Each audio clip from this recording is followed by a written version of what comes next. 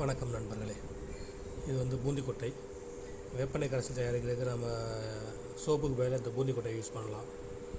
இந்த பூந்தி கொட்டையை ஒரு நாளுக்கு மேலே உடச்சி ஊற வச்சிடலாம். தண்ணியில் ஊற வச்சுட்டு காலையில் எடுத்து நல்லா கையை விட்டு மிக்ஸ் பண்ணிகிட்டே இருந்தீங்கன்னா முறையாக வரும். இதை வடிகட்டி எடுத்துகிட்டு இதில் ஒரு 2-3 சொட்டு வேப்பெண்ணெயை மிக்ஸ் பண்ணிவிட்டு நல்லா கலக்கி விட்டோம்னா வேப்பெண்ணெய் நல்லா அதில் கலங்கிடும். தண்ணி மாதிரி ஆயிரும். வேப்பெண்ணெய் அந்த எண்ணெய் மாதிரி மேலே திட்டாக நிற்காமல் தண்ணி மாதிரி ஆயிரும்.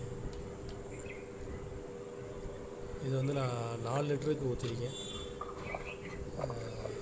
நீங்கள் உங்களுக்கு எப்படி தேவைப்படுமோ அந்தளவுக்கு ஊற்றிக்கோங்க. 4 லிட்டருக்கே நான் இவ்வளோ தான் ஊற்றிருக்கேன். இதில் என்ன கொஞ்சம் தண்ணி மிக்ஸ் பண்ணி கலக்கி விட்டுட்டு ஸ்ப்ரேயர் மூலமாக செடிகளுக்கெல்லாம் ஸ்ப்ரே பண்ணிடுவேன். இது நல்லா கலக்குனீங்கன்னா நல்லா முறையாக வேப்பெண்ணெய் தனியாக எண்ணெய் சேராது. இந்த மாதிரி கலக்கும்போது நல்லா சேர்ந்துடும்.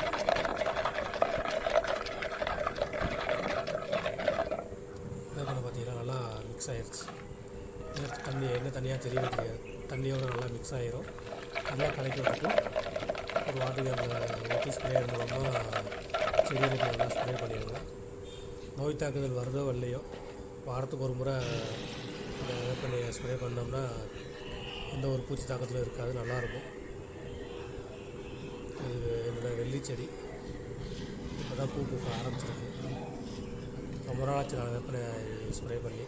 அதனால் இன்றைக்கி அடிச்சிருவோம், ஸ்ப்ரே பண்ணி விட்டுருவோம் அப்படின்றதுக்காக இன்றைக்கி எடுத்தேன். நன்றி, வணக்கம்.